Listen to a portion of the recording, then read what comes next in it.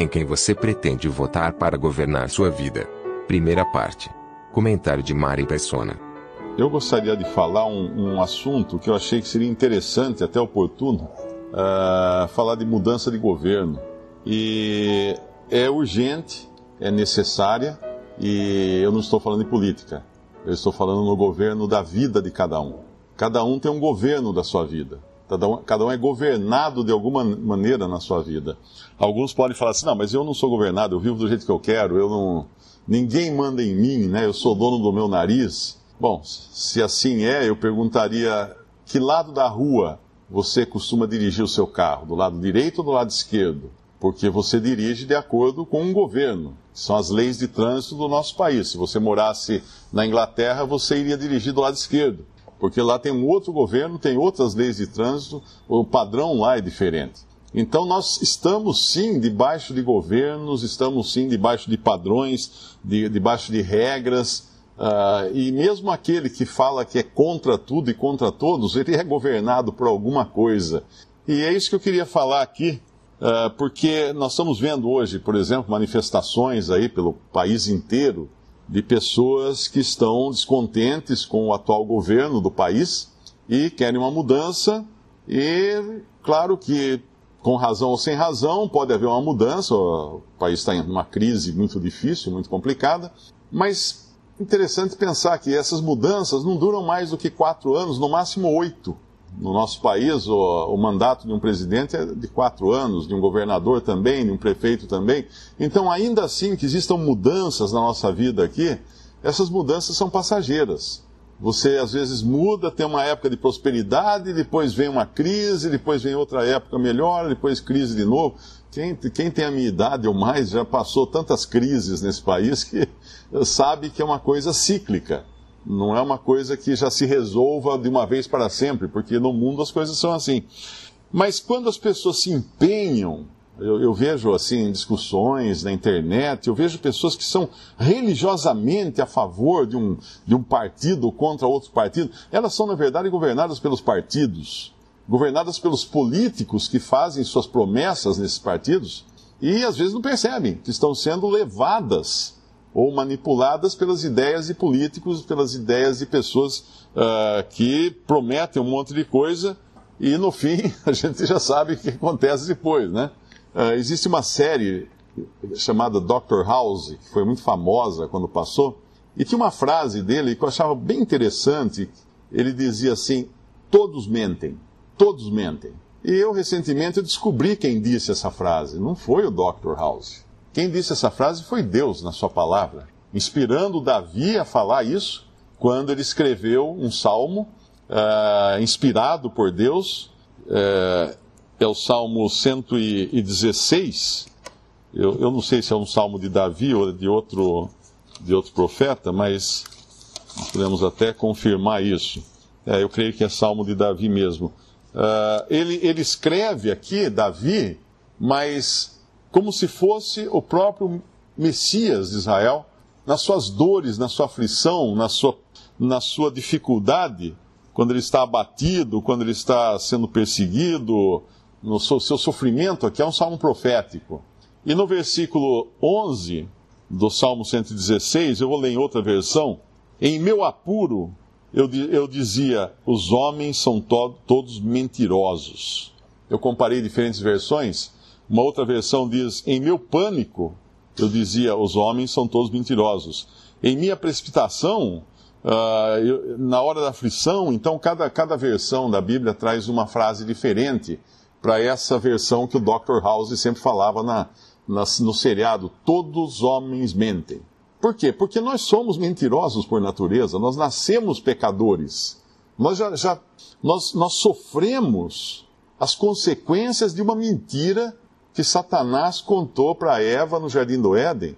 E ela acreditou, ela votou nele, por assim dizer, comprou a mentira, e daí passou isso. Adão também entrou, não enganado, mas Adão seguiu Eva. E aí esse pecado, essa falta de governo que os primeiros seres humanos tiveram, lá no Jardim do Éden, porque o pecado é falta de governo, é falta de você ter alguém para dirigir você.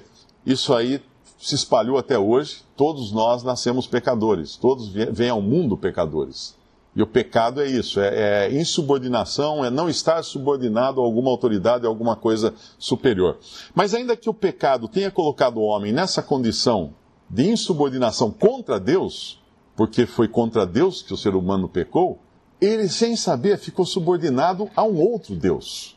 Como eu disse no começo, ninguém pode alegar que não é governado por coisa alguma. Todos somos governados de uma maneira ou de outra. Seja pelas leis de trânsito, seja por qualquer coisa, nós somos governados, somos dirigidos de alguma maneira. E o ser humano passou então a ser dirigido, governado, porém não mais por Deus, mas pelo diabo. Essa é a sina que o ser humano traz já no seu DNA. Ele já vem ao mundo pecador. Então uma pessoa que acredita nos políticos, ou acredita numa mudança que vai acontecer, ele está sendo governado pelos políticos, e como disse o House, como diz o Salmo, todo homem é mentiroso. Todo homem é mentiroso. Promete e não entrega depois. Todo homem é mentiroso.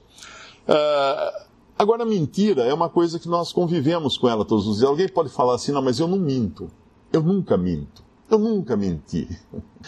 Eu sou mais honesto de todos os seres humanos. Na verdade, todos nós mentimos. E é interessante porque a mentira, ela também tem um grau, né? Ela tem uma diferença, mentira e mentira. Por exemplo, tem mentiras que você pode ser preso. Você está num tribunal de testemunha, num julgamento, você lá jura falar a verdade, somente a verdade, nada além da verdade, e de repente você fala uma mentira para o juiz, na mesma hora ele chama o Meirinho lá, não sei quem é, entra lá o cara e tchum, pega você e leva preso. Leva preso porque contou uma mentira. Uma pessoa foi participar de um júri uma vez, e ela falou que foi muito estranho, porque tinha um rapaz lá que se apresentou de testemunha, e quando ele contou a história dele, que era totalmente inventada, e aí o juiz já estava sabendo da história correta, da investigação e tudo mais, ele já chamou o guarda e falou, pode levar preso. O sujeito entrou ali, que não era réu, saiu preso. Então, esses tipos de mentira, nós acabamos usando na nossa vida, de uma maneira ou de outra. Mas, obviamente, mentira é mentira, porque ela já está no nosso DNA. Ela já está na nossa raiz do pecado, que se introduziu na raça humana. Uma outra coisa que é interessante, né, que o homem ele tenta, desde a queda que aconteceu lá no Jardim do Éden, ele tenta então melhorar o mundo de alguma maneira, seja por política, seja por tecnologia, seja por artes, seja por cultura, tenta de algum jeito consertar aquilo que quebrou lá atrás. E quando eu estava vendo na internet os direitos humanos, e é interessante, tem um lugar na Declaração dos Direitos Humanos, é o direito humano número 11, que diz o seguinte, somos inocentes até prova em contrário. Eu acho que isso, inclusive, é a legislação também de todo o país, né? Somos inocentes até prova em contrário. E aí, quando a gente pega Romanos, Paulo vai falar, não há um justo, nenhum sequer. Todos pecaram, não tem um inocente. Então, quando nós pensamos, muito bem, eu não sou governado por ninguém, não, eu sou governado pelas leis dos homens, ou eu sou governado pelos direitos humanos, pelo direito do cidadão, pelo direito sei o quê, nós precisamos pensar bem, será que Deus pensa da mesma maneira? Será que contaram para Deus que tem que ser assim? Tem aquela história até do futebol, né, que acho que era o Garrincha, lá o Feula, que era o técnico, nós vamos entrar por aqui, chutar por ali, correr por ali, depois a gente chuta lá contra os russos, eles iam ter um jogo contra os russos, e estava a seleção russa, e estava todo mundo ali, o técnico, explicando como é que ia ser o jogo. Aí o Garrincha virou, seu Feula, muito bom, muito bonito, mas alguém já foi lá explicar isso para os russos, que tem que ser assim? Porque não adianta a gente criar coisas maravilhosas, ideias fantásticas, se Deus diz o contrário. Então, se eu digo que não há ninguém mentiroso, até que prove o contrário, Deus fala assim, é todo mundo mentiroso, é todo mundo pecador. O homem é bom até que se prove o contrário. Não, Deus fala, o homem é pecador, o homem é mau. O homem é mau, não precisa provar o contrário, ele já é mau. É a declaração de Deus. Então, as pessoas acabam procurando ser governadas por alguma coisa. Ou por uma filosofia, por uma ideia, por um partido político, por um governo. De alguma maneira as pessoas acabam se se colocando debaixo de um governo, sem saberem que quem está hoje nesse mundo segurando as rédeas é Satanás. As rédeas das vidas das pessoas. Ele é o príncipe do mundo. Não genuinamente, mas ele é um usurpador. Quando os homens recusaram receber Cristo, que era o verdadeiro Messias, o verdadeiro príncipe que viria ao mundo, os homens se colocaram nas mãos do falso príncipe, do príncipe pirata, né, que está aí agora levando as pessoas nos caminhos que ele quer, que ele deseja. Então, o que os homens procuram fazer? Bom, vamos então ter uma religião. É muito comum. Hoje eu recebi um e-mail de um rapaz, ele está muito... Não sei, eu escrevi a resposta que eu dei para ele. Eu falei, escuta, acho que é Lucas o nome dele. Eu falei, Lucas, qual o seu problema? Só isso que eu perguntei para ele. Porque ele deve ser um desses católicos muito ferrenhos defensores da religião católica. E quando ele escreveu a primeira vez, perguntando algumas coisas da Bíblia, eu respondi, como eu respondo para todo mundo. Mas aí ele começou a mandar textos e mais argumentos e mais... Aí eu não tenho mais o que responder. E hoje ele escreveu lá, Mário, tá difícil você recalcitrar contra os seus aguilhões, né? Eu falei, amigo, qual o seu problema? Qual o seu problema? O que você tem? Na verdade é uma pessoa dirigida pela sua religião. E é seguro ser dirigido por uma religião?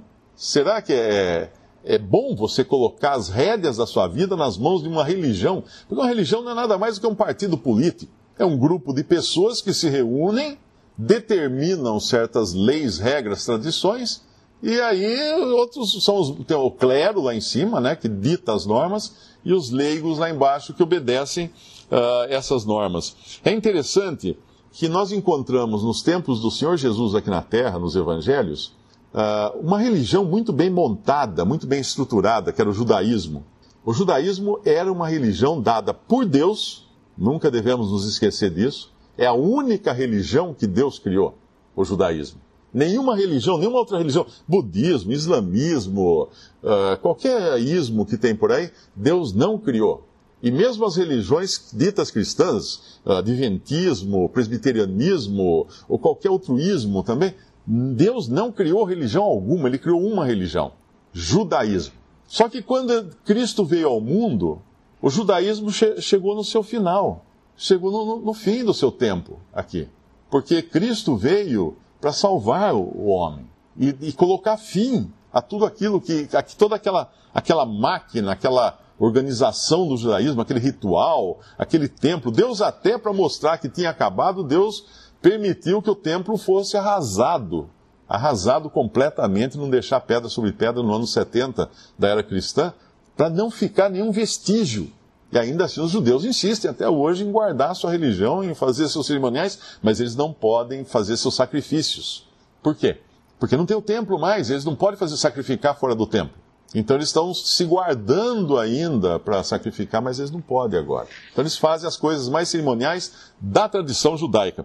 No tempo do Senhor Jesus havia um grupo de pessoas, haviam diferentes grupos que eram do judaísmo. Você tinha os fariseus, os saduceus, e tinha outras divisões menores, essênios, e todos eles, de uma forma ou de outra, não concordavam entre si, né? Por exemplo, os saduceus, a gente sabe que eles não acreditavam no mundo espiritual, não acreditavam na vida após a morte, não acreditavam em um monte de coisa, não acreditavam em anjo, um monte de coisa.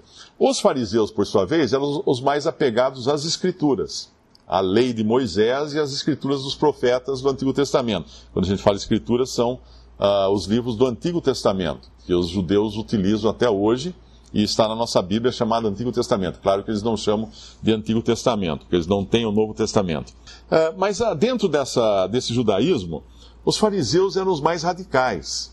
Eles eram bastante radicais na maneira como eles encaravam a religião judaica. E com isso eles se achavam bastante justos também. Eles tinham a autoridade das Escrituras, que eles consideravam certo, né, a lei e os profetas, e os salmos e provérbios e tudo mais, e eles consideravam também a autoridade da tradição. E aí entrava o problema. Porque a tradição era coisa de homens, os seus costumes. E muitas vezes os seus costumes iam de forma contrária às próprias escrituras, mas daí prevalecia a tradição. A tradição dos rabis, dos mestres de Israel, era então considerada válida. É interessante que hoje existem muitas religiões que fazem o mesmo, se dizem cristãs, aceitam a Bíblia como palavra de Deus, porém tem uma tradição. O catolicismo é uma delas. No catolicismo você tem a Bíblia e a tradição dos santos padres ou do colegiado de padres, não lembro como é que chama a coisa. De qualquer maneira, tem a tradição. Em caso de discrepância, quando a tradição e a Bíblia não concordam, o voto de Minerva é da tradição. Fica valendo a tradição. E outras religiões cristãs fazem isso também.